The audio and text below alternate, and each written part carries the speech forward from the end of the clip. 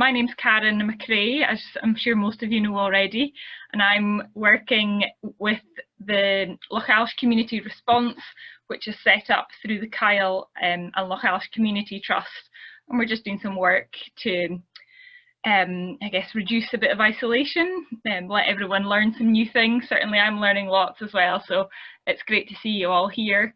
And thank you to Phil, who is going to be hosting the session today. Good afternoon, everyone. I'm Phil Knott. I've got many different hats that I wear. Many of you may know me from the West Highland College. I manage Broadford and Octatire, and I'm also a wildlife tour guide, and I've done that for many, many years and still do that off and on. I'm the Vice Chair of the Scottish Steering Group of the Nature Friendly Farmers Network. As well, I'm very passionate about crofting and wildlife and all different aspects. So I'm very much someone who has lots of different hats on. And today I just want to kind of cover wildlife friendly gardening and kind of with the crofting aspect as well because of where we are. So apologies for those of you who aren't necessarily in our region. It'll be a little bit more centred on the West Highlands, Skye and Lochalsh and things, but I'm sure there's something for everyone to take away. I'll just get the presentation on here. So we have a croft in Drumfern, and we have been converting that since we moved in. We moved in about 5 years ago, and you can see from the slide there, it was very much rank and overgrown.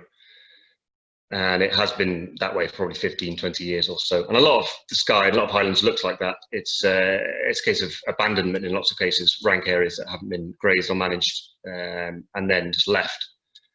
And we've been managing it for wildlife and biodiversity, and then eventually it's going to be food. So it's a very slow burning process. And you can say it's under, there's lots of different names these days for the way these things are converted, biodynamics and permaculture and things. We don't really like signing up to any of the handles of that, but we are converting it bit by bit. And this is the same bit of ground that's just above the car there, just a few years later. That's just with management, just very, very careful management, without stock, without grazing, without cutting. And so we've been doing this very slowly and just seeing what we've got here. And so this is this is my passion and love, and we'll be taking this across Skye and the West Coast. We've kind of stuck our heads below the parapet for most of our time here, and now we're going to be doing a bit more. And I want to try and get more of us wildlife-friendly gardeners and crofters together. It'd be nice just to see information share and get some ideas out there and see what's available, because a lot of we just don't know. In a lot of cases, these habitats are pretty unique, and we need to look at how we can manage them best for wildlife, for food production, for climate, for everything. And it seems that managing it in this way, in a sensitive manner, does actually seem to tick all the boxes at the same time. So I'm very passionate about this. This is typical of kind of gardening and wildlife gardening, how it's kind of held across the country. It can be from one extreme to the other, and it's what you make of it, really, isn't it? It's most cases. I mean, we've got kids here. If you've got pets, if you've got things, it's not necessarily suitable for you to be having a kind of a jungle or kind of a scrub jungle as it is there. But there's somewhere in between. I think we could all make a bit more space for nature, and we could kind of see at the end of the talk what you think.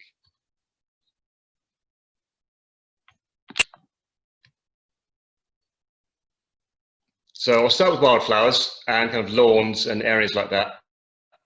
I've had a lot of inquiries about that. That seems to be something we've all had a lot of time at home looking at our lawn, just slowly growing, waiting for it to be, or just seeing what flowers are growing, and maybe having more thoughts about wildlife. And social media is awash with lots of things at the moment. Wildflower meadows, road verges, a lot of campaigns against kind of the inappropriate cuttings of road verges. And then what we can do for our pollinators. People are talking a lot more about pollinators and things these days, and the importance of those. But these are wildflowers in the picture here, but this isn't Britain, this is in Greece, this is in Skyros. And the kind of wildflowers you're seeing there, poppies, cornflowers, lots of other kind of just cornflowers and things like that. They're very typical of places like that. But what you've got to appreciate is that this is not where we are up here. Is not these kind of southern, kind of more arable fields and areas. And so a lot of the crops that you'd see in these areas have similar wildflowers. Sorry about the quality of the picture, but this is kind of showing what's going on in certain places down south. Wonderful management by councils, a real mix of wildflowers as they are, but they're not wildflowers for Britain. They're not wildflowers for our region. And how do you get those in there? Because obviously grasses and things are very competitive and a lot of weeds and things, is that you'd often have to take either the topsoil off and remove that, or in most cases, these would be sprayed and killed with glyphosate. You would have to annihilate it to reduce any competition, because these are quite sensitive species. So good for pollinators, sure, and it's great for people's mental health to see these kind of wonderful things. But can we do it in a more sensitive manner and using the native species in there? Because in terms of our pollinators, yes, you've got kind of a fast food stock there, but nothing's really going to eat these species here. You're not going to get much chomping down on them.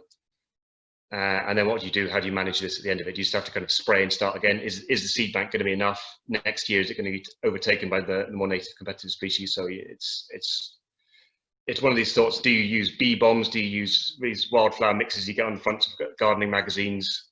Or do you work with what you've got? And that's what our approach has been. But it has its pitfalls, as you'll see. It can be a little bit frustrating to get started, often because our ground is just too rich. So this is more typical of what you'd see just in a lot of our verges, a lot of our grassy areas, especially a lot of areas that hadn't been cut this year with COVID. Of course, lots of the areas around businesses and things haven't been cut, and so we're seeing a lot of orchids, oxeye daisies, and these are kind of more typical weeds. Essentially, that's what they are. You know, they're growing. If you can cut this short, it would just be low grass. We don't know these things are here until you leave it. But if the ground is too rich, you're going to have more of a difficulty growing some of these species. And these are some more natural meadows you'd find in these areas around here. Lots of knapweed on the right there, and melancholy thistle on the left. And then the white flowers dotted through it is all pig nuts on the left.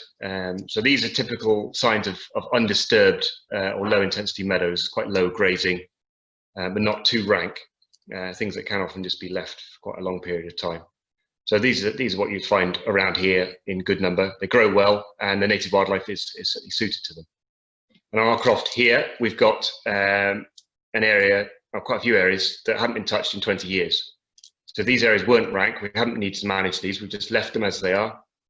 And you can see the diversity within that. Now, that would be very difficult to recreate as it is. Look at the structure of that.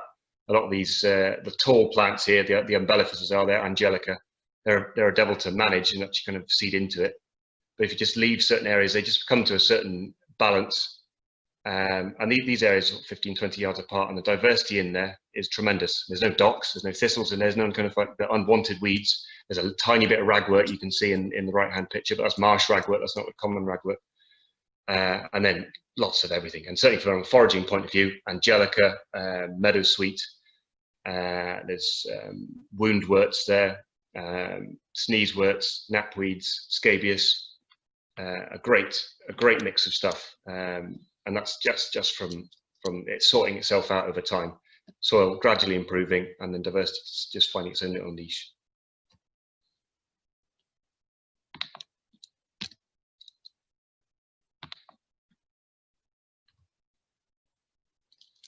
But of course, lawns are certainly one thing. I say we've got kids. A lot of you got pets. You don't want a great big jungle of grass. Maybe that's more appropriate for the edging. But how do you get to that stage, and how do you manage it? But also, your lawn, can it just be a wildlife habitat in itself? Even if you're kind of scalping it low every week or every couple of weeks, and you actually manage it so it's better for wildlife. And our lawn on the left there, this is inside our kind of a garden. Our croft and garden kind of, it's just a stock fence stopping between. There's not much in there. But we manage our garden for our amenity. And so our lawn, as you see in there, when we got that, was very mossy. very rank, quite wet underfoot, quite spongy, and you could feel the moisture going through it. And just through cutting alone, we've managed to kind of get that really quite lush, quite green. The moss has gone without any work at all, without any seeding, and there's no kind of groundwork to kind of get that sorted. And with no chemicals into that, of course, you're going to have a lot more invertebrates and things in the soil, lots of weed beasties. So this is a bird table in itself, but it's for blackbirds and song thrushes and things. They'll be hopping around it all the time, lots within that. And so we managed that and keep that rich by mulch cutting. So we're not removing the vegetation from that. We're running the mower over it and just taking the tops off, and as much as you can, leaving it there. If you cut it frequently enough, it's not a problem. If you cut it infrequently, then you've got a bit of a difficulty. Is that it's going to get lots of grass in piles, and it's going to be a bit untidy, and obviously kind of get stuck on your feet and things. And you could drag it into the house, and you'd be most unpopular with that. But if you can cut it short enough, regularly enough, then it's feeding the ground, because the mulch is going straight back into it. Whereas typically, if you're mowing, you're removing it in a lot of cases, and you're taking those nutrients away. You want those nutrients going in, you want the soil going in, and ideally, if you can, and certainly we can tend to prime it well up here. If you've got the opportunity, then cut it, I would say, just before heavy rain or rain. Cut it when it's dry, and so it kind of just falls down in heavy rain, deal with it, and then the worms are up as well, and they're dragging most of the bits of vegetation down there. I know we have a lot of issues with moss and things up here. It can be a real issue. That's not necessarily a bad habitat, but this is a richer environment, and so if you want to see your blackbirds and some thrushes and things, much better to do it that way. On the right, too many nutrients, I've said that, and that's what, if you just start cutting back your lawn and then leaving a section to see what comes up, it could be rich with flowers. Mostly you're looking what you've got there: docks, thistles, and really coarse grasses. A wildlife habitat, sure, lots of cover, not so much for flowers. So what do you do? Do you remove all of this? Do you start again? Do you spray it? This is entirely up to you on your time frame and how patient you are, because there's a kind of a transition, and that's the tricky thing. Having a transition is what a lot of people find uncomfortable, because you might get a lot of thistles coming up, you might get a lot of docks coming up, and you know what they can look like, and it can make your lawn look quite raggedy, particularly if you've left it quite early in the year. Then you're going to get all sorts kind of coming through it. I would say typically I would not leave your lawn at the start of the year. I would cut it quite hard until mid-May. That's not even a bad time, and then just kind of leave it from there. Give everything kind of more of a head start, because a lot of the flowers, the key flowers, they're more kind of hay meadow species, really, if you look at it like that, and they'll be kind of coming through in quite good numbers then. But if you've let it go for 2 months before that, then a lot of these other grasses and things have already got a very good head start. So I would say kind of knock it back. But these thistles here, particularly creeping thistles, you get marsh thistles and things as well, and they're a devil to pick out with your hands, or even with gloves. I've done it with gloves. If you want to get rid of them, it's not so easy to do. I would say, if you can, in certain banks, leave them, and then in about 2 weeks' time is what we've got here. We've got little banks where we decide to leave the thistles. The nectar in those is incredible, and thistles are about as high as you can get for nectar, and all the local wildlife that comes with it really appreciate it. And same as dockins as well, of course. There's lots. Both of these are quite deep rooted, and they're bringing nutrients up to the surface as well. So they're not all bad. And if you think, oh, they're going to spread seed into the next bit of ground, well, the news is the seed's already there, and it's already been there for a long time. A lot of that seed will survive 30, 40 years in the soil. As you've probably found out, if you've done some groundwork, if you just turned some soil over, the thistles will be there. They just come straight in. But the fact is, they've already been there. It's not a case of they've blown in. The seeds are already there, and it's lasts for a very long time. And that has advantages and disadvantages. Thistles, of course, are one thing that can come in and just be in there. But also, a lot of the wildflowers are already there. They're just waiting to come up. You just give them the right edge, right amount of competition, and give them a chance.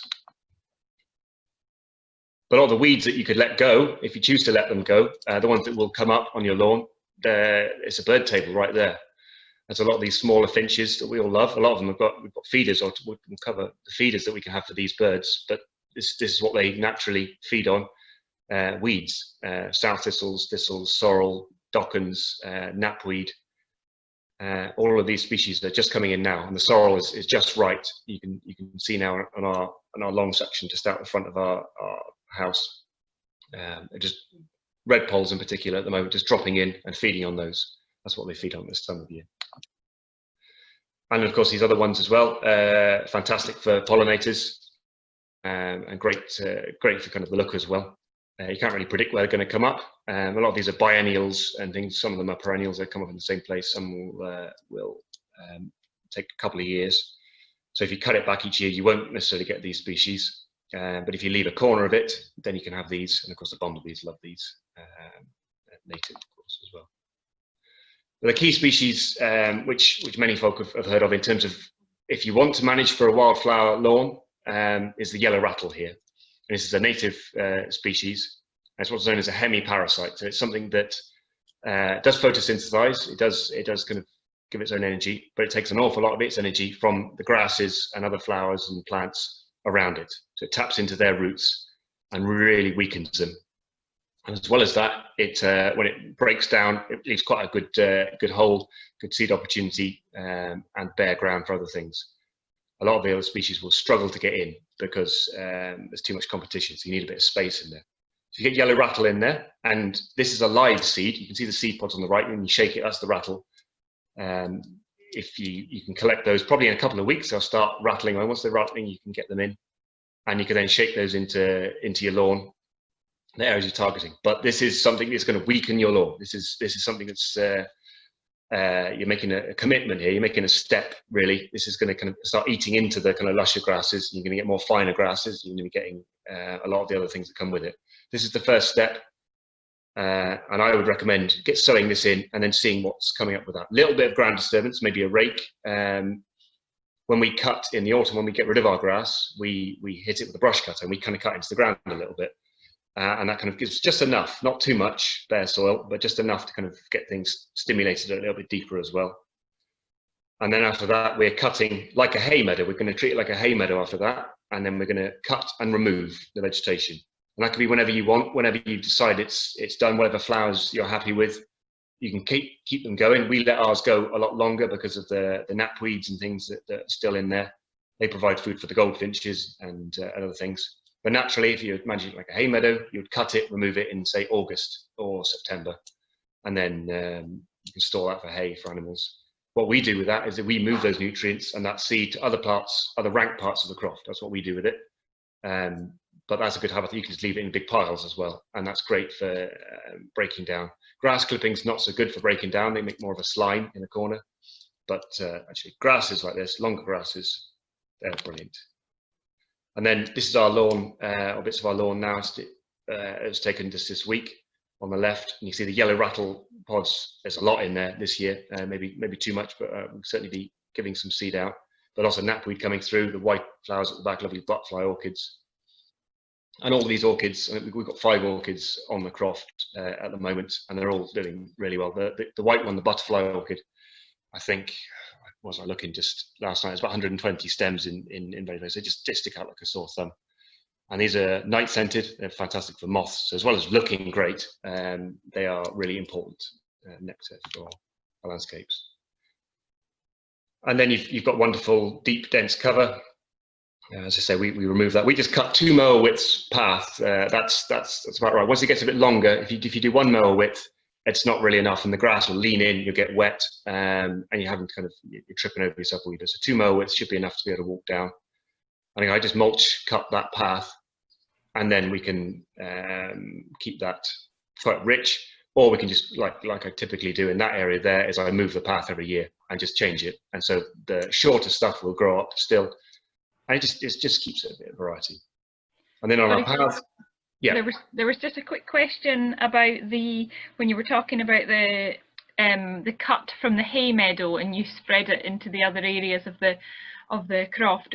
Could you also use that just to put it straight on your compost in the compost? Yes.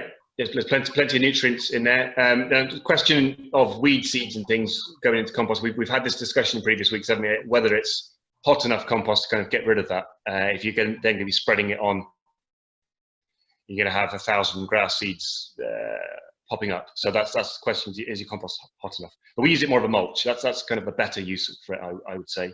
And then if you've got people who want to do the same, then this is the best stuff. This is what you want to be giving folk, because it's not just the flower seeds. You do want the finer grasses in there as well. That's kind of one of the key components.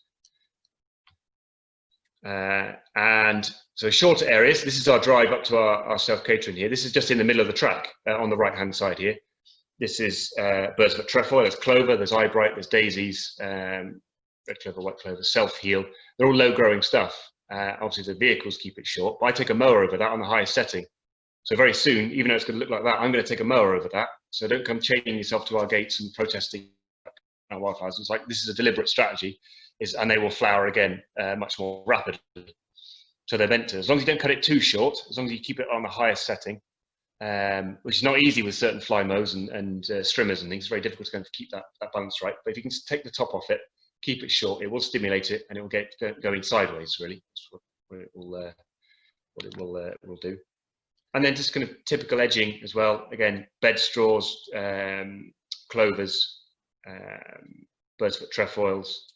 Fantastic diversity here. And these are all native species, and you can see them on the side of roads, and that's what grows well. But this is what our wildlife loves the most. So that's just by cutting quite hard, and I'd say cutting hard until mid to late May.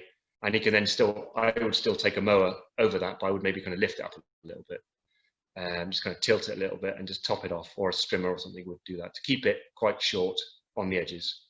And then these ones, the right-hand flowers here, the various hawk bits and hawk weeds and things, they just need to be left to seed. And so even if you decide not to do it for a year, the seed will then be in the seed bank quite low, quite close to the surface. So you can have a year off of it, as long as you kind of got the process started. It's not something that doesn't matter if you kind of lose it a little bit. Right, I'll just come out of this. There was just another question there about what species of grasses we would look for that you would want in your wild gardens. Species of grasses. Sorry, did I say grasses? Species of grasses, yes. Now there are so many species of grasses. It's typically the finer ones. It's something like this you can sow into it. It's something that will kind of come in naturally. But there's so many different types of grass, so many different families. You just want to get away from the main kind of competitive ones that are typically in your lawn, and these are going to be Yorkshire fogs and your perennial ryegrass. And you just want to try and get away from that and get the diversity, and they will find their own way in. So I haven't really got a prescription list of what you need or what you need to look for, but it will come once you start removing the nutrients. And cutting each year and removing the nutrients each year will make a big difference, and it will get poorer each year, but the species diversity will increase, and that's the balance you have to kind of pay off. That's true of kind of all hay meadows. That's where it's all come from, is that the hay meadows that are full of flowers, it's like, well, that wasn't really desirable in the end. You kind of wanted a nice lush cut. You wanted the grass, you wanted the protein, whereas you've actually got much lower protein in the wildflower meadows and cuts, because it just eventually just gets poorer over time, but much better for wildlife. And of course, there's lots of key elements and trace elements and things in there which are good for the wildlife. So, someone was just also suggesting purple moongrass. I'm not going to try and say it's scientific name or the Latin name, is it? And purple moorgrass, yes. One.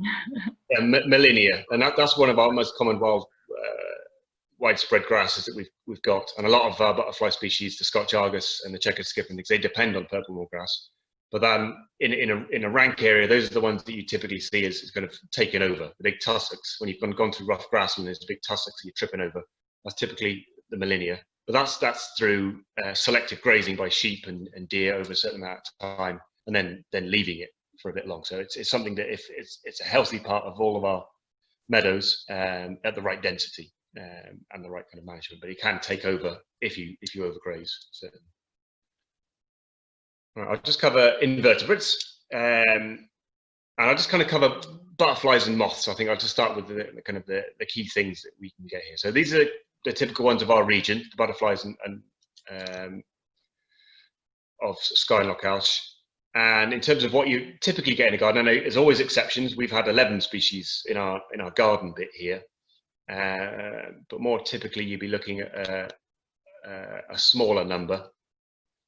So let's take out all these kind of wilder country ones. You get down to that, but even then, I'm looking at the large white and the small white, and these and the green bay white. These are what people call cabbage whites. But typically, the cabbage white, although it would have been a lot more common when everyone had their own little kale patch and turnip patch and things. They're actually quite scarce butterfly, the large white and the small white. Those are the main cabbage whites. If you've seen a white butterfly in the last month, and you should have seen plenty out and about, they're the green veined white. And they're not on wild, they're not on kind of garden crucifers and cabbages and things. They're on the wild ones, particularly things like wild mustards and things like that, and the wild garlics and things. So the large white and small white, I'm actually going to kind of take them out of that because they are here, but they're not in a serious number. Although some people may have had it, been growing cabbages, or neighbours been growing cabbages for a very long period of. So the most common butterfly I get kind of misidentified and asked to identify is the white butterfly. People, particularly folk who've come from down south, who've then come up here and say there's definitely a large white or a small white, and you may well have had it, but 99 times out of 100 of the pictures I get sent are the green veined whites. So we're not too much of a concern with that. Orange chip is in the same family there. And then the other four, the peacock, small tortoiseshell, red admiral, painted lady, we'll cover those. Those are the ones you're kind of most likely to kind of get in and around your flowers and things around the garden. And there's no coincidence that most of the pictures I've taken of these butterflies are all on thistles and things as well. That's typical in a few weeks' time. But there's lots of wonderful butterfly plants you can have out there. And it's what you do with your garden, really. Are you making a kind of a petrol station for butterflies? Is it because there's so much pleasure to be had from having butterflies just coming in and around the house and garden. There's just nothing better really on a summer's day. But for a true wildlife garden, you're kind of looking at what you've obviously just got food for them and nectar, but these are transient. And some of these species, the next two here, some of those may have been born in southern England, some of them may have been born in France, Spain, Africa is when their first brood's going to start off. They're migratory, highly migratory, strong, powerful flies. If they haven't got what they want, they'll just move on. But they're opportunists as well, and they will feed on any nectar-rich plants. And so anything you've got in the garden, I'm not a gardener in the sense of knowing all of my kind of exotic garden plants. I know my native plants really well and what serves them, and I can argue that's all you really need for the garden, for the best wildlife friendly, because it's not necessarily the nectar that is the key thing for these, is what the caterpillar is going to feed on. Because yes, you can make a little pit stop for them and it's wonderful and you can enjoy that, that's great, but what are they going to feed on? Peacock and small tortoiseshell, nettles, just nettles. So if you've got a little patch of nettles somewhere, and you could well be managing that for another reason, maybe making kind of compost tea, nettle tea, and things like that. We just got a wild corner.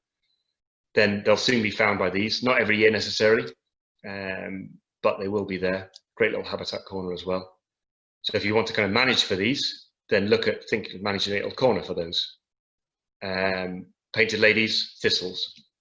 So the caterpillars will eat thistles across their range, various species of thistles. Red admiral is typically kind of a nettle species, well, a bit more opportunist, but they're there to be had really.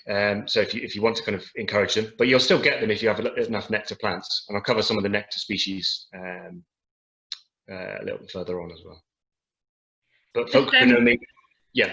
Sorry, Phil, just on the nettles, Laura, different Laura, not your own one, is asking, what's the best way to manage nettles? Well, the best way to manage it is if you've got some to leave them alone. It can be one of those things that actually can be quite difficult to get in when you want to. It's digging up roots. If you really want to introduce them your own self, they typically will find a way through nutrients. You've got really rich areas of nutrients, they should find their way there. So where you've got deposits of nutrients next to compost bins and things, on the whole they will find their own way in on the wind, or if there's old seed within it. But you can just dig up the sections of roots and put them in and get them started that way. But if the ground's not rich enough, then they'll struggle. You'll often see the best areas for nettles around like kind of muck heaps and things like that, where there's a great big flow of them. So it's a kind of indicator of nutrients, but they can kind of spread themselves as well. So for folk who know me, they know I like moths, and I'm very passionate about making folk aware of moths as well. We do a lot for moths here, and most people think of moths as brown, streaky things, eating clothes, eating your way through things, but that's not hardly the case at all. So we have 20 species of butterfly in the region, as I covered. Number of moths. Well, what we've recorded here, so I say I've had 11 species of butterfly on the croft. I've had 264 species of moth, and they're all distinguishable. They're all they're all pretty big. A lot of them are as colourful, and you can see just from these pictures here, they're just as stunning. But nocturnal, devil to see, incredibly well camouflaged, and so I monitor these. And anyone could do this with a moth trap. It's a non-lethal light trap, and they come in certain frequencies of light. They come in, they circle around, and they get deflected into the baffles, and then find a home under the egg boxes, and then we check for those. So lots of these species are just so well marked. I won't even go into the names of them today. If you kind of look on our social media feeds and things, for Wildlife Croft Skye, you'll see I post these things all the time. So if you're scared of moths, then don't follow us on social media. But there's nothing to be really scared of. I mean, half these moths don't even have mouths to feed with. All the caterpillars do all the feedings. They don't even have mouths. They're just alive for a few weeks, often highly migratory, and I'll cover the kind of the diets of them. I say 284 species or 264 species I've had here, 800 macro species in the UK alone.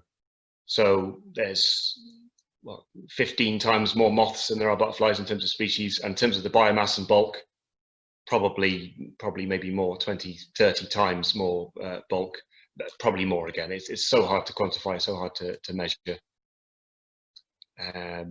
But the key thing with these, what I wanted to kind of highlight here, it's not just the hidden wildlife that's there all the time. These have got quite a lot of these got quite short range. Some are migratory, but on the whole, you'd be pulling in moths from a kilometre or two away.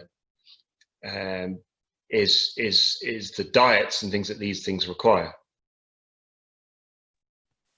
Lovely one there, buff tip. That's one of the most popular ones. That's a twickenham, and then an ermine, and then the elephant hawk moth on the right. It's just absolutely stunning to think of these things in your garden all the time, every night. If you trapped tonight in any one of your gardens, or you'll soon pick them up. And I've had 1,000 moths in a trap in a night, 1,000 moths, all live, all fine, and you just release them safe the next day, of 50 species in one sitting. And you think how many butterflies you see in a day and how great a day that can be. But you can have 1,000 moths that you just kind of pulled in. And that is a true indicator of the biodiversity in your area. This is the most common one we have here, the ear moth. So I've had 700 of these in one night in a trap, all live and wiggling around. And these, you never see a caterpillar because they're underground. And so once you kind of get healthy grasslands, healthy meadows, these are all feeding on the roots underground. So I've had 700 of these. Imagine what it does to the grass sward. It's almost like an agricultural pest in that sense. But when you're trying to manage a meadow, it's absolutely brilliant, and it's a good sign that you're doing a good job. It's keeping it down, and that'll more space for flowers and things. I did a little bit of kind of amateur science on moths I've had here, and then what they need to feed on, just to kind of mark what you need if you want to have a kind of true wildlife space. This is just what they eat alone. So see the blue area there, native broadleaf trees. So the caterpillars of that moth only eat from broadleaf trees. And in some cases it's one broadleaf tree, in most cases it's all of them. The red section is the biggest one, and that's the caterpillar will eat a range of things, from higher plants to lower plants, from trees down to grasses and things, and a range of stuff. The grasses is just quite a small one, so they just eat grasses. The caterpillars is the smaller kind of grey section. And then the yellow section is things that just eat one species alone. But within that, there's some really interesting ones. So some of those moths, out of the 200 species that I sampled, out of the 260 are recorded here, native individual species, nettles, were 10 species alone. Thistles, 10 species alone. So we'll take those nettles and things out of the wider countryside. That's 10 species of moss just gone straight away, and the biodiversity goes with that. And then heathers, of course, other things like that, other plants that we've got lots of around here. But the key thing is how do these caterpillars feed and how does it work? You know, they've got to be on an egg on a plant for a certain length of time, so a couple of weeks. So if you cut it in that time, that's that scuppered there. The caterpillars then got to feed on that plant, and that's kind of 2 or 3 weeks, maybe a month after that, and then typically drop off. So a lot of them hibernate in the ground. There's a whole range of things. But if you want these species here, how on earth are you going to manage it? Because it's tricky. So that's why you're kind of leaving it alone. A lot of areas alone is one of the best things for getting your biodiversity up, because there's so many things that rely on just being left alone just for that time. So the summer time is just fine. So you can then do a cut and remove. But for meadows and rank areas, certainly managing in the summer and just leaving it alone as much as you can is one of the key things. I've got lots of resources, and I'll kind of cover on that. And there's lots of different apps and things, but we can put this around by email. I don't want to cover too much on that. But I know a lot of people are interested in butterflies, and then moths. As soon as you start getting into moths, it's a very slippery slope, a very addictive thing to cover. How am I doing for time? Not great for time. I feel like I'm getting there though. Any questions, Karen? Anything else that's kind of come up in that bit there? No. Okay. I'll keep going on. So just homes for nature and things of what you can do to kind of get your biodiversity up in your garden, depending on how tidy you want it and how kind of managed you want it. A lot of things I've seen, and a lot of things to engage kids these days, last sort of 10 years in particular, lots of things like bug hotels, bee hotels. You can do lots of things. It is good for getting kids involved and getting kids thinking about it, and it's quite a clean and tidy way of doing it, rather than some of the other stuff. As you go down the list, it's getting progressively muddier and messier. But I'm a little bit more skeptical about kind of the true value of these things. It gets you thinking, sure, but getting a pallet and sticking bamboo canes in it is creating habitat, no doubt. But could we be doing better with just the stuff that we've got in the garden anyway? I think we probably can. But if you've made some and you're thinking of making some, I'm not gonna stop you. But if you can have a pallet with loads of logs and bits of leaves and things inside it, then you surely have some of the other things below as well, which will definitely have more of an effect.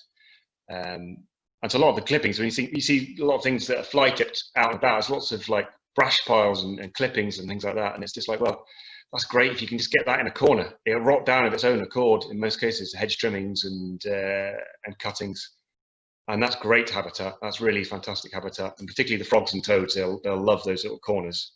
Log piles, it's great. It's frustratingly slow if you've got a log pile in there. Yes, there's a lot of habitat straight there, but sometimes they can take a devil to rot down and get it in a damp corner, and you kind of want an instant return from getting these things in there. It's not going to happen.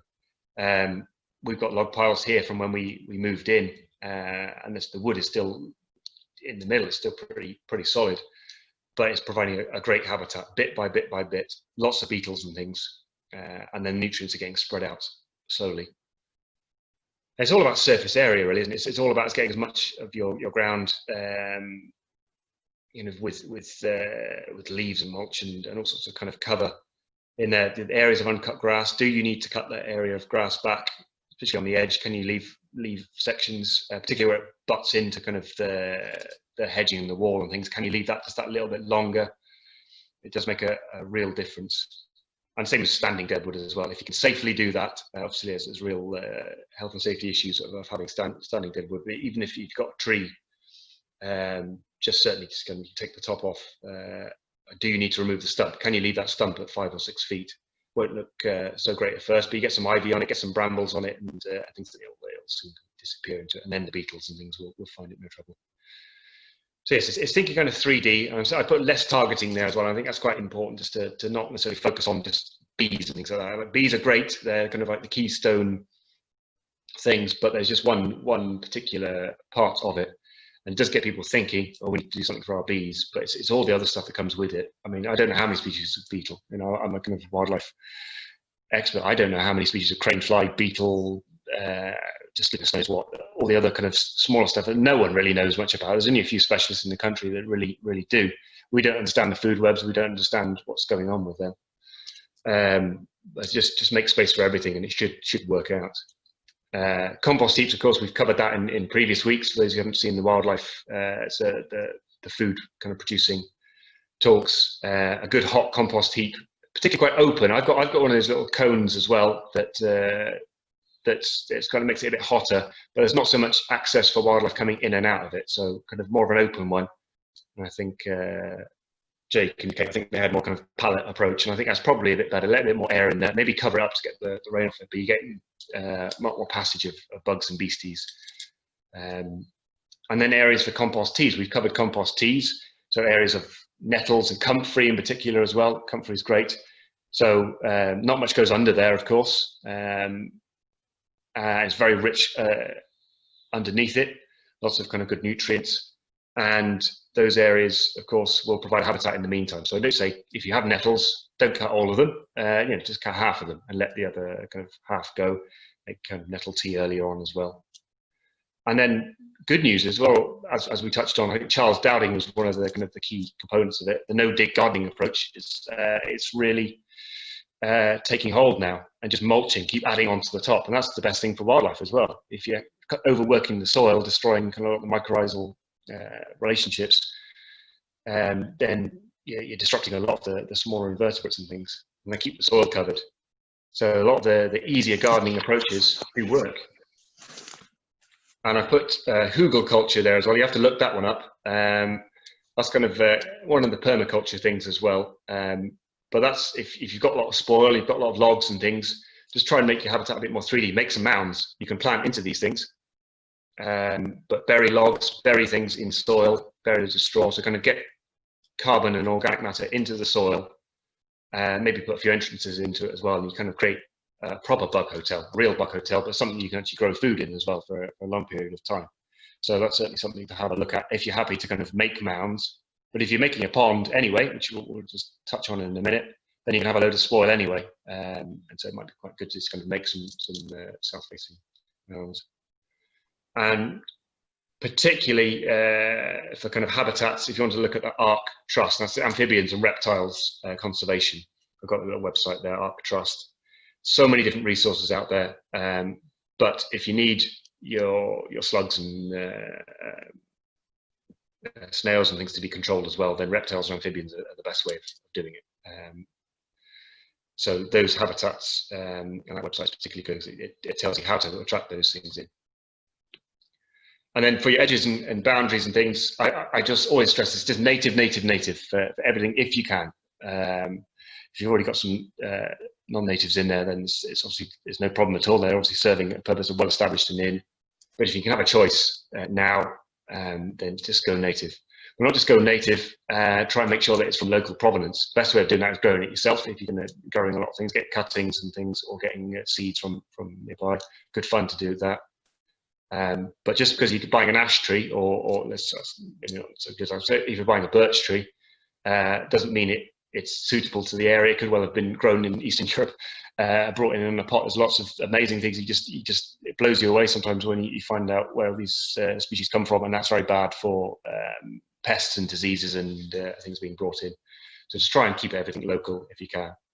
And then the best local species, of course, native species. It's not just the plants that are attractive, but the flowers, the fruits, the leaves, the leaf litter, the cover, everything kind of ties in nicely. And it's palatable to loads of your invertebrates, native invertebrates that maybe wouldn't be touched by anything else. And then the more shelter you can get into your garden, the better. But as we find here, we've got the most shelter croft with all our trees and things, but we've got the most midges as well. So that's living up here. That's a challenge. I know that's a challenge. Certainly, if you want to sit out of an evening, you'd rather have less cover, less hedges, let the breeze blow through, but shelter. For all the small invertebrates and the whole food webs that come with it, and the little microclimate it creates makes it a bit warmer and things, that is vital. And then just, if you can, just use the native species that are in our area and grow very well in our area. And all take readily from seed or cuttings, and you can see the things touching on there. That's typical hedgerow species, but those are low species, those species that can take a lot of cutting and management. You can keep them as high as you want, and they all do well for wildlife throughout the year as well. So they provide the cover, but also a lot of them will be providing the fruit. But don't just stop there if you can. Just then cover them in climbers if you can. Plant climbers at the bottom, native climbers ideally, things that just kind of take in and I'll take it even further, even more cover, even more shelter. And it does look attractive. A lot of these things, you think, oh, that's quite a scramble of stuff there, but the flowers that come through with it and the invertebrates, they'll be kind of flocking into these things, but it'll take time, and so that's a kind of a key thing to that. And then our strategy then is if we've got a native, how do we make it useful? Is it useful? Or is it not non-invasive? Because that's quite important. And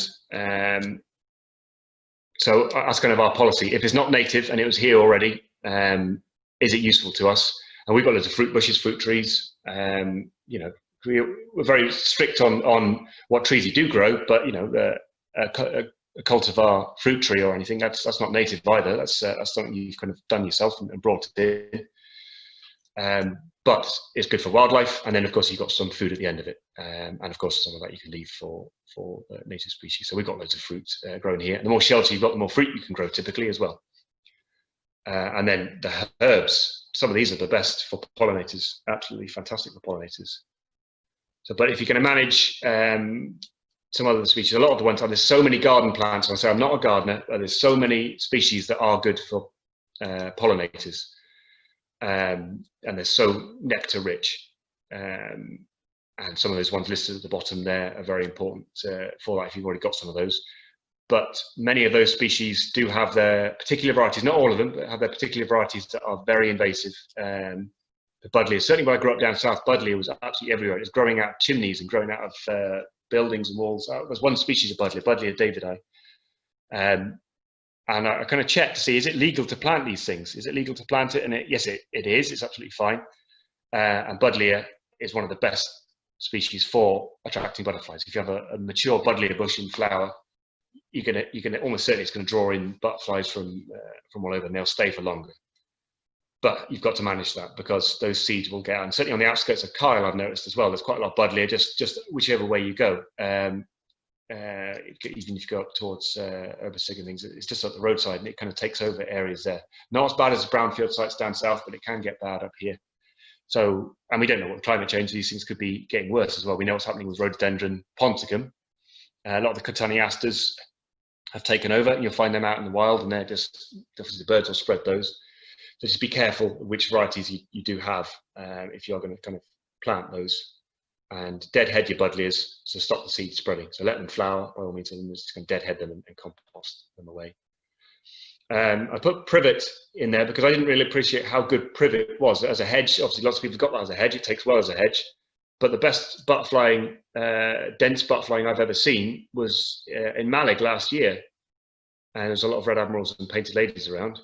And there was an area of privet hedge that hadn't been cut, and the privet flowers were all sticking out the top, and they're kind of like lilac flowers. And it was maybe 40 or 50 butterflies on it. I didn't appreciate that because we've always hammered our privet hedges and kept them short. They look quite raggedy when they go tall. They don't look very attractive. But there you go. That was better than a buddleia, and it's a species that is widespread and very easy to grow. And of course, a lot of the other species there as well. You can cover. There's so much out there. Of course, you can just Google for nectar-rich plants. Get them in there, but just try if you can manage to get the native ones. There's plenty out there that you can kind of tap into. But if you do pick ones, please don't get invasive. There was just a couple of comments, Phil, that was popping up there. My pronunciation, I do apologise. Lonicera natindia? Lonicera, that'd be a honeysuckle, Lonicera. Okay, it's a good dense shrub, and gorse as well as the suggestion. This person controlled for pollinators, nitrogen fixer and kindling. And then another lady comments saying that she got native trees from the Scottish Woodland Trust, and they were small but very cheap: aspen, silver birch and goat willow. So that's quite interesting to know. That'll be a good source as well. I'm presuming this Scottish Woodland Trust, they'll be a fairly ethical. Yeah. It can be a challenge to source seeds because a lot of the main places to buy them from will say, sure, we'll sell you those, but minimum order of 500 or something, or they'll charge you an arm and a leg just for a handful. And I think it's probably another session, Karen, we can maybe look at is growing your own, because it's quite easy and it's quite rewarding to grow your own trees from native seed. And I think that's something that I see a few nods there. Folk maybe want to cover that. Something I've been doing for quite a long period of time, and really, really enjoy it. It's very difficult to kind of take it from a garden fish box nursery to kind of any kind of professional level, but you can still grow enough yourself. And then, yes, as touched on, gorse is a great one. It can kind of take over a little bit. You can manage it. You can cut it back quite hard, but fantastic. That's good for green hair streak butterfly, as well as lots of other things. Smells great. Can take over a little bit, but then most gardens, of course, you're managing things as best you can. I'll just touch on some of the other kind of habitats we've got just in our garden here.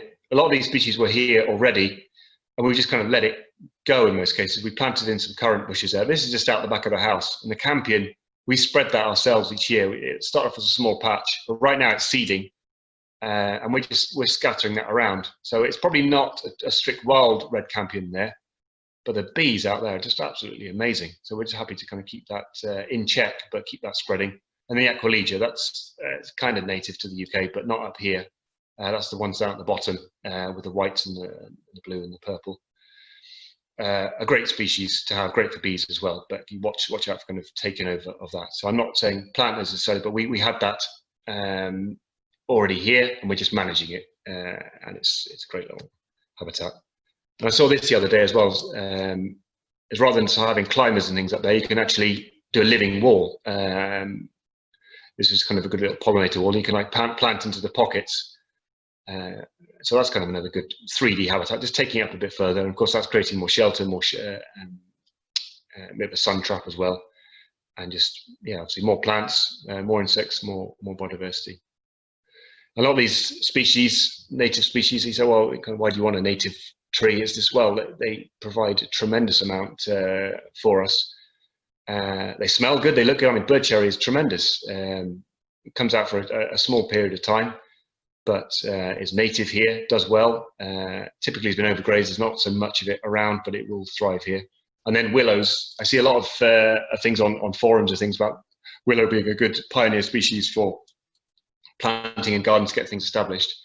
And then it ends up getting listed as like cultivars and all sorts of other things that come in. And so we've got plenty of willows, native willows, that will do a very good job and won't get kind of whippy and scorched and things. They'll just find this one's a grey willow, but there's eared willows and goat willows. Great trees, really great trees. A grey willow tree flowering in March. Typically, one mature grey willow tree on our croft here will have more nectar than all of the dandelions put together. So if you're thinking of what to do for pollinators, if you can have one grey willow tree, that'll do it. Really, it's amazing what a difference it can make, and you can have 50 or 60 bumblebees on one of these trees. And obviously, the more trees you get, the more bumblebees you get each year on year, and it just builds up slowly, but it builds up. And of course, a lot of our native species as well. And you see, well, rowan, it's like what good does that do necessarily for wildlife? And I've never seen a butterfly on rowan. I've hardly ever seen a bee on there. But if you look closely at that picture, it's absolutely covered in small flies. They're not midges, they're just small flies. And they're doing the pollinating job there. But if you're talking of a food web, these are be eaten by birds, these are be eaten by bigger insects, and so on. So it plays a huge part. And same as with roses. Hawthorn as well, you're not going to see much on there.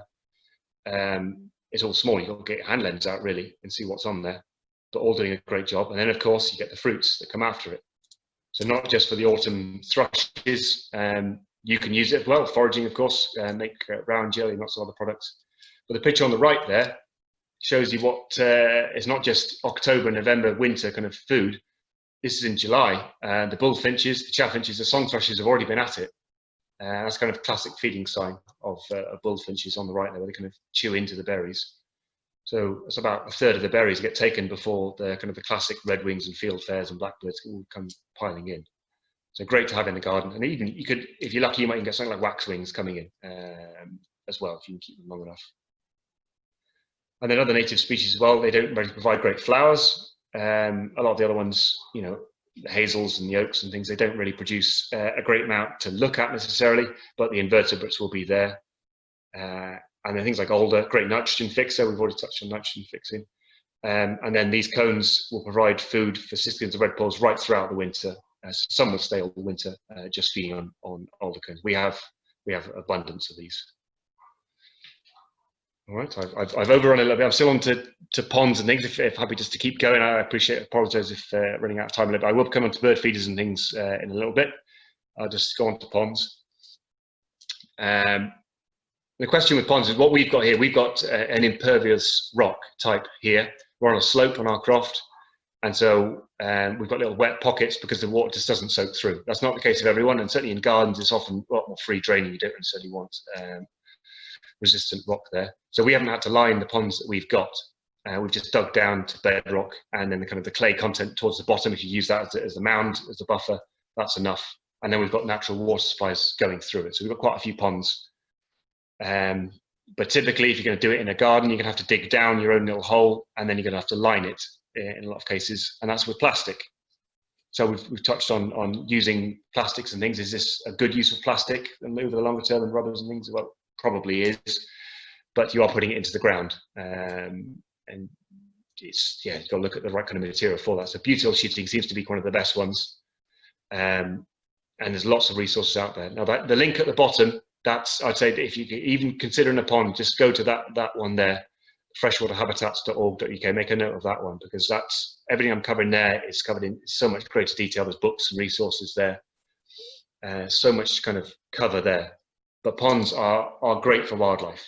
They really are. And if you can try and get them in a nice little sunny habitat, as big as you can, as deep as you can, around certainly in the middle of it, but with a good tapered edge, with stepped edges and things as well, to kind of create little pockets for everything. And you will get an awful lot more wildlife. Your diversity will increase. But again, use native species if you can. There's loads of native species out there. There's great lists out there. So use that website again. Tremendous diversity, and then the insects and the vertebrates will come to that. And you want to try and get something for everything. You want to get species that are going to go into water, species that are going to be in water, and species around the edge of the pond as well. So you want to kind of create a mosaic of habitats there, and then a mosaic of edges as well. If you want to enjoy it, if it's just all vegetation around the edges, you're not going to be able to enjoy your birds coming in to drink. So try and create some beaches with that, so you can actually watch them enjoying it. Give things a bit of a beach to get out as well. If a hedgehog gets into your pond, or a mouse or something, then you do want to make sure it's got a way of getting out as well. So you just don't want to kind of a deep edge. So a beach kind of area, a tapered edge certainly would help, a cambered edge. And then the question you often get is like, well, if it's big enough, can you have fish in it as a wildlife? Things like, well, probably not really. They often kind of eutrophile it, they kind of make it a bit too nutrient rich, and they eat their way through an awful lot of things. And then ducks, we've got ducks. We love ducks. They're great, great slug patrol. They are the best for the lawn that we've got. Actually, they go through the slugs, and they rootle through it, open the profile up, get rid of a lot of the moss, and then their poo just breaks down straight through it. The hens, on the other hand, they're a different case. The hens are different for lawns, but ducks are great.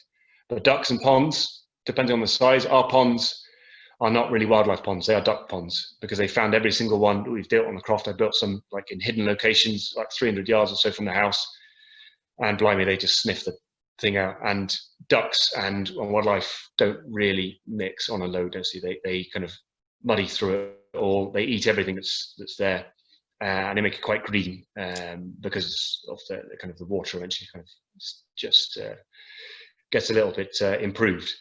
And so if you're thinking of can you marry the two up, I would say probably not. I would say wildlife pond and duck pond, unless it's big, unless you've got a lot of water coming through it, this is very deep, I would say it's going to be a real challenge to marry those two together.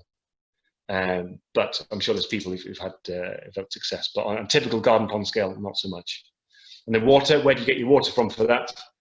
And how do you manage your water? Because of course you're going to run out on the whole in summer. You're going to run out of water in certain periods. Certainly the last few years there's been droughts in April or May, and our pond's gone right down to base level. Do you then top that up from the tap? It's like, well, you can do, but that's obviously it's got chlorine and lots of other things in there, so it's not so ideal. The best thing is from water butts and things like that. So maybe you can have a separate water butt or two, just for topping the pond up. or you can just do it from a hose pipe on a diluted state, of course, but you are putting kind of treated water in. You're supposed to let it sit for a little bit if that's easy enough to do, but when you're dealing with a pond of 2,000 litres of water, I don't know how you can really manage that. And of course, with a pond as well, it's just be really careful, of course. Just so dangerous for kids. Great to have for kids around, but it's just an unfenced pond. We've got kids and things. It's something you just got to watch out for as well. So by all means, have it. And these are slug patrols then, the things that come with it. Frogs and toads, fantastic slug patrol. But if you've got slug pellets and you're putting slug pellets down, you're probably not going to have these, because it's not necessarily direct poisoning, it might be secondary poisoning, it might even be tertiary poisoning. It might be kind of going through various systems, it might bioaccumulate. We don't really know. But if you can try and avoid slug pellets and try and let these things take over and do the job, it does make a big difference. So certainly the less inputs you have, the more of these things. But it takes time. There's that transition period, of course, and we've covered on slug management in previous weeks. And the things like song thrushes as well. Again, bioaccumulators of toxins, I'm sure. Slugs and snails will almost certainly carry this. Just be very, very careful about using it, because they'll be taking it around to their chicks and things as well. I would say if you can avoid using slug pellets and poisons for things, you will get rewarded with wildlife, but it'll take time. It might take a little while to get in there, natural abundance, and then the predators will come. And of course, amphibians, reptiles, that's a really wild garden. If you've already got some of these things, you're doing quite a good job, because you've already got the sward quite right, having slow worms and lizards and things. And again, these are eating their way through a lot of the kind of pests and beetles and things. It's all just kind of part of a greater food web. And these things can easily get into your gardens if you can allow them. And things with a lot of these things, how do they get in there in the first place? It's all well and good having a pond and having these wild areas. How are they going to get in there? These things can't fly. And if you're surrounded by a fence on 3 sides or a concrete wall or roads, you can look, can you get things under the fence? Can you make little holes under the fence so they've got passage? Have you got wild areas they can come from? I don't recommend translocating these things at all, because it might not be the right scale of habitat. So I think let them come naturally, but they will surprise you. A lot of them will come in, but particularly they need kind of longer grass. If they're scalped to within an inch of its life, then you're unlikely to get a lot of these species. Sorry, Phil, there was just a question here. Do nematodes harm slug predators? Actually, it's amazing. I'm just coming on to nematodes and things now with this. Looking at ladybirds here. It's of course celebrated, beautiful in their own right, but highly celebrated for being big predators. Not the beetles themselves, the larvae that eat the. So that the little cartoon is inaccurate, but I do like it. It's a larvae that kind of work their way through aphids, and so much of the natural control comes through that. But more and more we're seeing, particularly on like wild food, grow your own food forums and things. People are saying, well, can you get nematodes? Can you bring your own things in? Certainly, a lot of our tomatoes, a lot of our fruit and veg, a lot of it's grown with boxes of these things in the glass houses. A lot of the commercial grown fruit and veg that we'll get in the supermarket is grown using kind of pest control, using kind of natural wasps or beetles or nematodes and things like that can do that. But personally, I think just if you can, just stay away from that. Let's let wildlife take care of itself and don't bring other things into it. That's our personal thoughts here of how we manage it. Don't bring in non-native things or even kind of questionably native things. I think wildlife will find a way. Certainly pest control. I'll just cover on to birds as well, as to how the birds are kind of very good at managing that as well. So I'll just kind of cover bird feeders and then also kind of bird natural control and pest control. So a lot of you have bird feeders and really, really enjoy the pleasure that brings. You know, it's no great thing of having bird feeders just right out in the garden and enjoying what you've got. There's so many pitfalls with bird feeders, though. I'll make sure that everyone's kind of covering it right and getting the right location, of course, in your garden, making sure that it's not too close to cover, not too far from cover, got good kind of lines coming in. You're going to have somewhere safe for the birds to kind of escape to. And cats are probably one of the worst things in terms of, like, if you've got things near cover and things like that, then just try and avoid it. Try and avoid siting it where cats can get them. Give things a chance, because cats are in most gardens, and it can be a bit of a challenge to mitigate the damage that they do. So if you can't, in these open areas, at least give them a bit of a chance to clear. And then sparrowhawks and things as well. A lot of people will just will be broken when they have their favourite, or what they think is their favourite blackbird, just killed on the lawn. But you're creating a habitat for the sparrowhawk. You're putting them all together. Of course, you're creating. You're essentially attracting it in. So what you're doing is attracting it in. You're making a chance for it. And I love seeing a sparrowhawk. It's something that you can't really manage against. Really, it's certainly something you just have to take. And it can be hard if it's your favourite robin. But typically, it's usually kind of the younger birds, younger blackbirds, and things like that, and starlings that really kind of get a pasting in the gardens. And then siting it, so often windows are great. You can have window feeders so you can enjoy the birds, but if it's too close to a window, when something scares them, you get a lot of window strikes, and so that's a shame when that happens as well. You probably all hear a donk now and again, but if you get a straight 90-degree hit on a window, a lot of it will just kill the birds, unfortunately. So just try and manage it in such a way, and think what the birds need, and it's the right amount of shelter, really, so they've got so much safety just to bolt to. Seasons and routines as well. I think that's kind of key. The RSPB, that you kind of think of them as kind of where you would go to for advice on these things, and they don't really say much about not feeding in the summer. People often ask, do you feed all year round? Do you change your feed? It's like, well, winter is obviously a kind of a key time for feeding of the birds. But whatever you choose to do, I would just say keep that as a routine. Keep it regular. So if you're feeding once or twice a day in the winter, then that's great.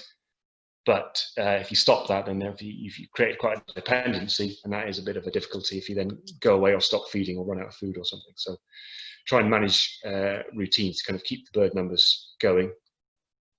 And do you feed in the summer? That's kind of preference. That is preference. You've got to watch out for a lot of birds being extremely lazy and bringing their chicks straight into the feeders. A lot of the siskins and redpolls and goldfinches, they'll do that straight away. They're last few years, they've kind of overtaken that, and they'll bring in, if you've got Niger feed or something, they'll bring their brood of youngsters as soon as they're fledged to the garden. It's not really ideal. It's kind of like a junk food diet, kind of straight in. It's not really giving them much of a chance. And then, of course, there's always the risk of birds being a bit lazy in their food foraging as well. Birds need protein in the summer, and so they often take certain seeds and bits of chunks of peanut and take them and feed the chicks with that. And there's a choking hazard with that. But of course, those things also need water as well. Caterpillars and insects have natural water in them. You can feed them all day. But if you're a bird in the nest, you don't have access to water apart from rain. And so if you're getting fed kind of junk food, it's not ideal food for that. So they say switch to suet and mealworms and things like that. So that's advice on that. Hygiene is one of the key things. Like every way you see it, and I think I would say very few people have ever stuck to the rules of a hygiene. And they say that's every 2 weeks, a deep clean or a swap round in feeders. Maybe have a couple of feeders and then rotate them around, but a deep clean of that. And that's a big job, all the residues and things in there. But you're attracting birds together that aren't normally so close together. Okay, birds share the same perches in some areas, but you're bringing a huge number of birds in from all corners, and bringing them close together, and pathogens and things spread very quickly. And I think greenfinches down south, and a lot of finches may well have been suffered from this. A lot of birds have done well from bird feeders. Things like greenfinches, there's a respiratory disease that's passed on through close communication, and has probably scuppered them. And there's only so much cleaning you can actually do for that. As well as that, your food. Is your food hygienic? It's much more economical to buy these things in sacks of 25 kilos and things, because it's blinking expensive, isn't it? It's not a cheap thing to do, but that food can go foosty, it can go old, and that can create problems in itself as well. So it's having right storage, and then not keeping food for too long, and then making sure there's water available. If you've got a pond, great. If not, you've got a bird bath, but make sure you clean that bird bath out as well. So it's a commitment to, if you don't have any feeders or things, then you don't. But as soon as you do put these things up, you've got to manage them. And I think to be fair to the birds, you've got to do that. because it's an artificial environment that you've created. And then sourcing of food as well. And we're all thinking a lot more about where our food comes from these days, food miles, and being a bit more green and eco with our food. Is it organic? Is it suitable? But there's no licensing, there's no laws on bird food. And you might get some pretty labels and things out there, but where does that bird food come from? Where do those peanuts come from? Where does that Niger seed come from? And that they're often sprayed heavily with chemicals. There's no restrictions on any of that. Peanuts, the last peanut sack that I saw was from Argentina. It's a huge industrial agriculture kind of business. Niger seed is from Africa, typically Ethiopia. It's grown a lot in India and things as well. That's the kind of the black, it's supposed to be like a thistle seed. It's not a thistle seed, it's an aster species in its own right. Great for birds. But yeah, where's it come from, and what's the kind of footprint of that as well? So it's a bit of a controversial angle there. So but I do want to get people thinking, and it's an expensive thing. So our own thoughts as well is like, well, what do you do for your bird feeders? Like, well, we don't actually have bird feeders. I've never had bird feeders, and that's kind of controversial thought in itself. But we've kind of gone down the line of native. We're lucky we're on a wildlife rich croft, and we kind of enjoy seeing the kind of the wilder species of the countryside. If you put feeders up, you're going to get house sparrows and great tits and dunnocks and robins and blue tits and things. They're all very territorial birds, and they're generalist species as well. They've done very well, and you'll find them in all corners of the UK. But they'll see off a lot of the smaller migratory insect-eating species. A lot of the warblers will get shooed off. You won't see them necessarily in your garden unless you've got a big garden, because those kind of more dominant generalists will take over. So in certain cases, if you can, and if you've got a wild area behind you or near you, do you need to feed, or can you kind of manage it? Maybe just don't even feed at all in the summer and see what comes in. Because if you've got great tits taking over and shooing everything off, they're not necessarily so good for pest control either, because they've been well fed over the winter, and there's often a lot of food around, and they won't be looking under every single leaf for every single caterpillar, whereas something like a willow warbler or a blackcap, a stonechat will be working through, and that's what they depend on. They won't come into that. And so can you manipulate your habitats using that? But it's not suitable for everyone. I appreciate that. And I'm not saying don't feed birds. I'm saying we don't feed birds. That's kind of just our angle on that. Saves us a fortune. And then just bird boxes. Just quickly kind of touch on bird boxes. Safe sighting of that is just for the birds. In the first case, it's all well and good having ideas of putting a bird box up, but it's got to be safe for the birds. Can cats get to it? Can they scratch it? Can they sit on the roof? Can sparrowhawks get to it? Can other kind of predators perch on it? If you've got a kind of perching rod, if you've got something nearby, are they able to kind of hook at it and get inside? Are they able to kind of cause stress? And then safe for yourself as well. How are you going to put it up? Where are you going to put it up? How are you going to maintain it? How are you going to keep it safe? And if you're messing around on step ladders and things, just be careful with that. They say it's kind of between 2 and 3 meters is quite a good height. So so like 7, 8, 9 feet above the ground is quite a good height for them, to minimize the number of cats and ground predators kind of getting to them. And then it's the location as well. You don't want it to be sat in full sun. You don't want it to be getting the prevailing wind. And we have a lot of wind and rain here, and it's blowing straight in the front as well. That can cause a real problem of chilling the chicks and getting water in the nest and things. So try and face it to the north and east, typically. So it's at quite a height where nothing can get to it. Ideally kind of somewhere just tucked in a little bit as well, not so conspicuous. For camera boxes, I didn't mean that picture on the right. I just Googled pictures of bird boxes, and that came up, and I thought I really quite like that design. There's so many designs out there. Certainly if you go on something like Pinterest or whatever, there's loads of stuff out there.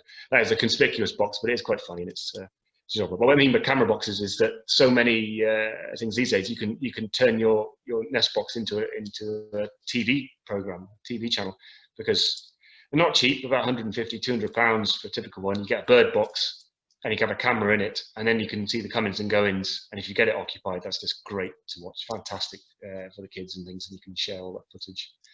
and you can just tune it straight into your telly, I think, or your laptop. So great to have. So that's something to, if you are going to have one nest box or so, maybe save up and think along something along those lines, because it's good to have. You want untreated timber typically. That's probably the best way of doing it. And then fixing it, how you can actually fix it as a tree. I wouldn't go sticking great big aluminium steel nails into trees. You want to be looking at the fixings for that. Certainly if you're looking at more kind of strapping and bolts and things like that, but not going into the tree. You've got to think of folk coming along with chainsaws and things afterwards. You've got to be really careful of whacking your nails up in there. Timing, they say it's best to stick it in the autumn and let the birds find it, roost in it. But so many cases I've helped folk with bird boxes, given them so much advice, and then after 2 years they still haven't had anything, and that's frustrating. And there's folk who've just whacked one up in April, they bought in a garden centre, and then next week they've got a load of blue tits and grey tits in theirs, or whatever. It can just down to luck in a lot of cases. And there's lots of different boxes, so it's whatever you want to target really. And the different nest holes, you can have it for different gauges, and there's so many different guides out there to looking what you want to get in there, if you've got a particular favourite. But if you put up a typical box like the one pictured there, with a typical 26 millimetre hole, then you're just going to get your blue tits and your great tits, and then a bit bigger you get your house sparrows. There's only a few species that are really going to use that. The open-fronted ones, you might get a robin, you might get a spotted flycatcher if you're lucky. But you're skewing it a little bit in the favour of those species. So maybe just don't go mad is my thought. It's just don't have too many of those, because again, you're giving it a head start in the garden. So if you've got the habitat for it, then pick maybe one or two good ones, maybe one tit box and one robin one or something like that, if you are going to choose to have it. Again, watch out for the hygiene of it, for the birds and for yourself. Make it, if you're going to put it there, are you going to maintain it? Wear gloves if you do have a lift lid and take it out, because there's lots of parasites and nests and fleas and things come with a bird nest. And that's good for them as well, so they can get a chance to clean it out. And then just again, that kind of holistic idea is that what is a nest box and why have you put it there? It's just like it's replicating a tree hole, isn't it? That's what it is. It's, that's where those species will naturally nest. And same as with our croft here, we don't have any nest boxes. But our trees are only 15 years old, and so there's no tree holes in them. So what you're doing there is you're taking something from what is a mature woodland and then bringing it into that environment. So that's another controversial angle. But if as a natural tree hole in an old tree, let's say it's a 100-year-old oak, think of the biodiversity that comes with that 100-year-old oak. Whereas if you stick it on a 10-year-old birch tree, then that doesn't necessarily have the same carrying capacity of wildlife that comes with it. So you're taking a generalist and sticking it into some of these habitats. So on the croft here, we don't see many great tits and blue tits and house sparrows. We have sedge warblers, willow warblers, cuckoos, windchats, things like that just kind of come in. And if we put up a great tit nest box, then they would likely kind of dominate an area. We've got a lot of area to play with. We're very lucky. But just something to think about on that, that you are skewing it in the bird's favour. So there's lots to be said with that. And I've touched on pest control as well. If you put up certain things and you provide food, then they're not necessarily going to be so good at pest control in your garden, because you've kind of created a habitat for a bit of a generalist. So sorry, I've kind of rambled on a little bit there. I covered all the habitats. There's so many different things to cover. Kind of take you back to here as well, is where you want to kind of find your happy medium. I think we're midway between these two habitats here. Our garden is certainly more akin to what's on the right than on the left, but our croft is most definitely what's on the left there. So yeah, you have to find your happy medium. I'm sorry if I focused too much on the native today, but I thought that'd be my angle. No, that's brilliant. Thank you very much, Phil. There was just one person had commented when you were talking about the feeding of the birds, which I thought was quite an interesting suggestion. So he says, or sorry, they say, I'm not sure, feeding of the birds around fruit trees can help add potassium and concentrate the bug control to where we want it. So that's yes, yeah. I mean, the general biomass and kind of food webs, as they go up, a lot of the micronutrients, and I see from a kind of crofting point of view, when they do soil testing and things, oh, there's not enough phosphate, not enough nitrogen and things in the soil. Well, the greatest way of getting that in is through invertebrates and bird droppings. Bird droppings, as I touched on that, is incredibly rich. So the more biodiversity you have, these trace elements just come in bit by bit by bit by bit by bit. So I agree. I agree with that. So certainly, if you can have it near fruit trees, that certainly would help. And fruit trees are quite easy to work for a bird as well. They're quite easy to search for caterpillars and bugs and beasties and things. I don't know, does anybody else have any other questions? I just have a quick one myself as well. Oh, Val's commenting here, I'm really inspired by the idea about bringing alder into the garden as well. So that's good. Yeah, I've been taking lots of notes because we're starting quite afresh. We've been in the house for 4 years, and it's been a croft basically that's been grazed by sheep. And so we're working on things. So my question was, when would it be good to plant trees and things like hedgerows? I'm looking at, you know, creating some sort of shelter area. What would be your advice on that side of things, please? Winter for almost all kind of woody species. You want to get them in winter, and it's whether you can kind of go bare rooted or plug and things. You kind of, whether you source and you can kind of choose that yourself. And then do you then weed control? Do you plant through fabric? Our hedgerows, we've planted about 300 meters of hedgerows here, but we put that through black plastic, so membrane. So we've ummed and ahed about that, but it's made a real difference. And then, so we thought that was a good use of the plastic. But of course, you know, we could have maybe done it with other mulching materials potentially. But we chose that there. And then do you, with trees as well, do you use tree guards? Do you use vole guards? Do you use canes? Do you use stakes? Do you mulch around? Do you use weed killer around to give a head start? Once they're away, they're away. It's those first few years, it's tricky. It's a tricky thing. Do you get more and accept losses, or do you not? You just use chemicals and plastic for a few years to get them away, and then look at the greater picture and the greater good. That's the challenge that we've got, and a lot of us have got. A lot of folk with crofts and things. Trees are going to be coming in a lot more to our region, whether we like it or not. It's going to happen. You know, for biodiversity and carbon sequestration reasons, it's going to affect our landscape. But how we get there is a key question. I think we'll probably get a group of us together to try and answer those questions and get some croft tours and visits. Yeah, I think that'd be great.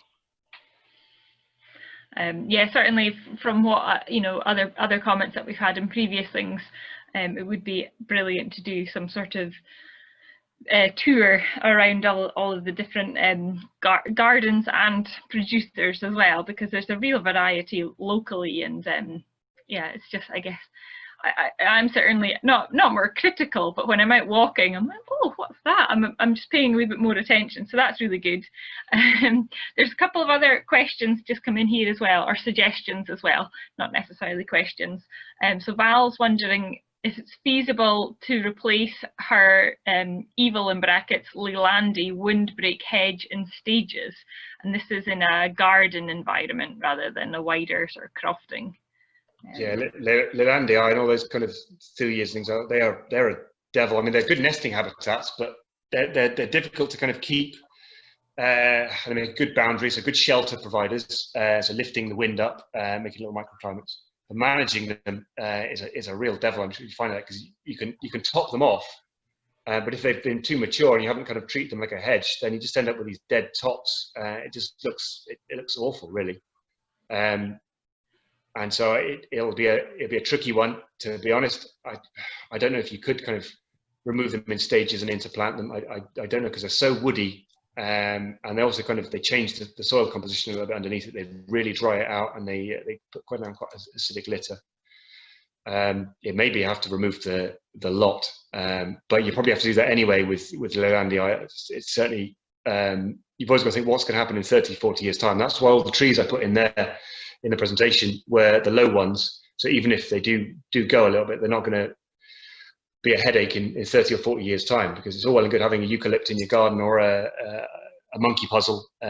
Wonderful trees, so not to say native, but in 30 or 40 years' time, if they've got any problems, you're going to need a very expensive tree surgeon to come and deal with that. Whereas if you've got more manageable, lower hedges, it's a bit of a tricky one.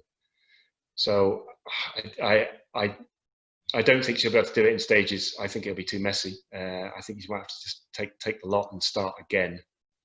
But there may be some other people nodding or shaking their heads on that one. Okay, just a couple of other quick ones coming in.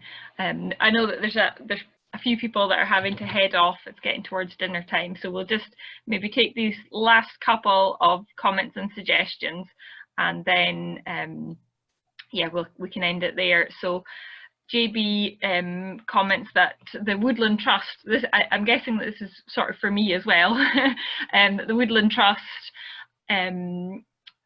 speak to the Woodland Trust about the crofting trees grants for small woodlands and hedges. So yeah, that's definitely something I need to maybe look into a wee bit more as well. We use that, and we recommend it if you can. So that's through the more trees kind of scheme. So we got 80% funding for our hedging, and we supplement. We had trees already here, but we supplementary planted some from the Woodland Trust, and we've done our own. So that does make a big difference. As long as you can protect the trees and look after them, then yeah, I mean 80% is a huge amount of money to save. And this is the Woodland Trust money that comes from kind of climate offsetting schemes and things. So Lloyd's Bank currently putting into that. Sainsbury's paid for the last lot. So it's kind of it's there to be taken. So I'd say take the trees. You know, they're native trees from local stock. What do you suggest as a dense winter nesting evergreen shrub species for the West Coast? The evergreen aspect, I mean, we just touched on the Lelandia there, so I would avoid that one because it does its job, but I would avoid it. But I'd say if you've got quite thorny, prickly, dense, tangled ivy and hawthorn and things like that, is that enough on its own? Yes, maybe not. But when you've got the climbers all over it, particularly ivy over any tree species, or you could even trellis it against a wall, depends what kind of wall you've got, maybe even espalier apples or something against the wall, and then have climbers and things within that. That is a great place for nesting. It really does kind of tuck things in there. So you can make the right kind of mix yourself, but you probably want quite a lot of layers of density. Because as for conifers, we don't really have much. I mean, you can maybe get a yew or something in there, but yew doesn't hold much for wildlife, but it is good dense cover. But you know, something like a holly is quite good as well. And then you've got the berries and you've got the look of the plant as well. And then keep it low. Manage a lot of these things. All of the species mentioned there, you can take the tops off them, or take you can coppice them or pollard them at 5 or 6 feet, and so they'll grow much denser at the height that you want them. Rather than letting them bolt and go away, you can kind of, you're in control of the height, so you're not restricting the amount of sunlight that's coming in as well, and too much shade. Okay, brilliant. Thank you. That's great. Thank you so much, Phil, and for everyone for joining us and for the question. Yes, someone's suggesting that we have a big garden party once we're allowed to. We can do. Yeah, I like that idea. But brilliant. Thank you, Phil, Thank and you for everyone. hosting, Karen. Thank you for hosting again, and all the effort that's gone on behind the scenes. I'm sure folk really, don't appreciate that. It's really fantastic.